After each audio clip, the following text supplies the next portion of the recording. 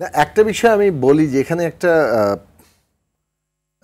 মানে বৈষম্য বিরোধী ছাত্র আন্দোলন যখন আন্দোলনটা করেছে, সরকারের দিক থেকে একটা অভিযোগ ছিল, মানে ফ্যাসিস্ট সরকারের দিক থেকে, যে রাজনৈতিক দলগুলোকে উস্কানি দিচ্ছে। 5ই জুলাই অবশ্য আমি নিজে ব্যক্তিগতভাবে বলেছিলাম যে যে কোনো ন্যায্য আন্দোলনই আমাদের আন্দোলন, এই আন্দোলন আমাদের আন্দোলন, আমরা এটাকে সমর্থন করি, মানে এটার মধ্যে কোনো লুকোছাপার ব্যাপার নেই। বাট তারপরেও বলবো যে এটা সতর্ক থাকতে হয়েছে রাজনৈতিক দলগুলোকে, যে এই আন্দোলনটাকে যেহেতু ফ্যাসিস্ট সরকার একদিকে বলছে যে এটা উস্কানি দেওয়া হচ্ছে, আরেকদিকে আবার রাজনৈতিক দল শিক্ষার্থীরাও বলেছে যে আমরা রাজনৈতিক দল দ্বারা ব্যবহৃত হতে চাচ্ছি না। ফলে ওই সময় কিন্তু এটা একটা কৌশলগত অবস্থান ছিল যে সরাসরি এটাতে না থেকে বৈষম্য বিরোধী ছাত্র আন্দোলন এটাকে এই প্ল্যাটফর্ম থেকে কর্মসূচি আসছে, সারা দেশের মানুষ এটা গ্রহণ করছে। এটা কিন্তু তার মানে এই না যে বৈষম্য বিরোধী আন্দোলনই কেবল আন্দোলনটার নেতৃত্বের জায়গা ছিল, সকলে অংশগ্রহণ করেছে বলেই ওইটা একটা জায়গা। ফলে এটা একটা কালেকটিভ এফার্ট। এখন 3 তারিখে বলেন, তার আগে 2 তারিখেও সমাবেশ হয়েছে, 5 তারিখে সে ঐক্য হয়েছে, দলগুলো সমাবেশ করেছে ইন্ডিপেন্ডেন্ট জায়গা থেকে। প্রশ্নটা হচ্ছে যে বৈষম্য বিরোধী আন্দোলনের যে একটা প্ল্যাটফর্মের যে গুরুত্ব, সেইটাকে স্বীকৃতি দিয়েই কিন্তু এটা একই সাথে আবার এটা একটা কালেকটিভ মুভমেন্ট, সেটাও আপনার হিসাবের মধ্যে রাখতে হবে। এ দুইয়ের মানে বৈষম্য বিরোধী ছাত্র আন্দোলনের গুরুত্ব দেওয়ার অর্থ এই না যে বাকি সবগুলো অমিট হয়ে গেছে, পলিটিক্যাল পার্টিগুলো নাই হয়ে গেছে।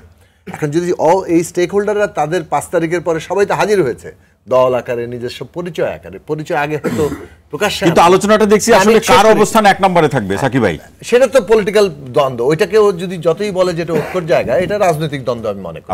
এই রাজনৈতিক দ্বন্দ্ব থাকবে, প্রতিযোগিতা না থাকলে দল হবে কিভাবে, দল করবে। আমি ওই জায়গায় যাচ্ছি না, আমি চাচ্ছি যে এই কালেকটিভিটিটা এবং এই যে সকলেই তার নিজ নিজ মানে স্টেক হোল্ডার নিয়ে হাজির হয়েছে 5 তারিখে, এটাই খুব স্বাভাবিক। এখন আপনি 5 তারিখ থেকে যখন সবাই নিজের পরিচয় নিয়ে হাজির, তখন আপনি এখন 5 মাস পরে এসে 5 তারিখে রিক্রিয়েট করতে চাচ্ছেন।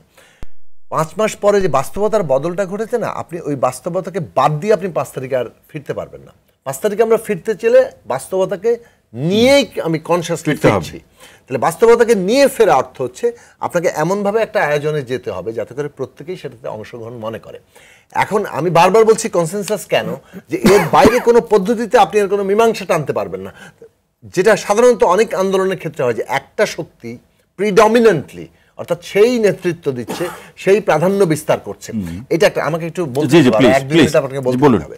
ফলে সেই রকম বাস্তব হতে একরকম হতো, কিন্তু এখানে বিভিন্ন রকম শক্তি, বিভিন্ন দল গোষ্ঠী, শ্রেণী পেশা, ছাত্র, শ্রমজীবী মানুষ, আমি এটাকে ছাত্র শ্রমিক কি বলে জনতার অভ্যুত্থান বলতে চাই, টু বি মানে অংশগ্রহণের ইয়ার দিক থেকে দেখলে, আর আরেক অর্থে এটা সামগ্রিক জনগণের অভ্যুত্থান। এখন কনসেনসাস যদি আপনি নেন পদ্ধতি হিসেবে, তাহলে 28 তারিখে কল করে কিন্তু 31 তারিখে আপনি প্রোক্লামেশন বলেন আর ঘোষণাপত্র বলেন তৈরি হবে না। এটা আমি পদ্ধতিগত জায়গা থেকে ছাত্রদের বৈষম্য বিরোধী ছাত্র আন্দোলন যারা নেতৃত্ব দিচ্ছে, জাতীয় নাগরিক কমিটি করছে, তাদেরকে বলবো ইভেন 16 তারিখের মিটিংয়ে আগের দিন রাতে ইনভাইট করে কিন্তু এটা হবে না। এই পদ্ধতিগত প্রশ্নগুলো গুরুত্বপূর্ণ, কিভাবে মিটিং ডাকতে হবে, কিভাবে ইনক্লুসিভনেস তৈরি হবে, এইটা আপনাদের রিয়েলি অন্যকে অ্যাকাউন্টে নিতে হবে। সেকেন্ড থিং হচ্ছে, আমি যেটা বিশেষ গুরুত্বপূর্ণ মনে করি, বাংলাদেশের দুটো পরিবর্তন খুব গুরুত্বপূর্ণ। একটা হচ্ছে কনস্টিটিউশনের ক্ষেত্রে, এটা একটা ইনক্লুসিভ বাংলাদেশ হবে কিনা, সেই অনুযায়ী আমরা এটাকে টানতে পারবো কিনা, সবাইকে নিয়ে আমরা বাংলাদেশ করতে পারছি কিনা। 2, এর ক্ষমতা কাঠামো গণতান্ত্রিক হচ্ছে কিনা। এর বাইরে আর আমি আলোচনায় যাচ্ছি না। এই দুটো মূল প্রশ্নে আমাদের যা কিছু মিলবে, যেটাকে বলে আপনি কমন মিনিমাম, সেটা চার্টার অফ ন্যাশনাল চার্টার, ঠিক আছে, সব প্রশ্নে আপনি সংবিধান সহ আপনি কিছু ঠিক করলেন, সংস্কারের নির্বাহী আদেশে হয়ে গেল, কিন্তু আপনি সংবিধান তো নির্বাহী আদেশে করতে পারবেন না। আচ্ছা, গণভোট নিয়ে বিতর্ক আছে, আজকে শেষ করতে হবে। লাস্ট কথাটা বলবো যে তাহলে কি প্রক্রিয়ায় আমরা যাব। এখানে একটা বড় সমস্যা হচ্ছে যে এটা যদি অ্যামেন্ডমেন্ট হয় তাহলে কিন্তু পরবর্তীতে আদালত কর্তৃক বাতিল হতে পারে। কাজেই গণপরিষদ না সংসদ নাকি সংস্কার সভা, অর্থাৎ কি পদ্ধতিতে গেলে জনগণের উইল আকারে এইটা আলোচনা করে যেটি বললেন গ্রহণযোগ্য জায়গায় থাকবে, জনগণের প্রকাশ হিসেবে থাকবে এবং সংস্কারকৃত সংবিধানকেই প্রোটেক্ট করবে পরবর্তীতে আদালত, সেই রকম জায়গাটা আমাদের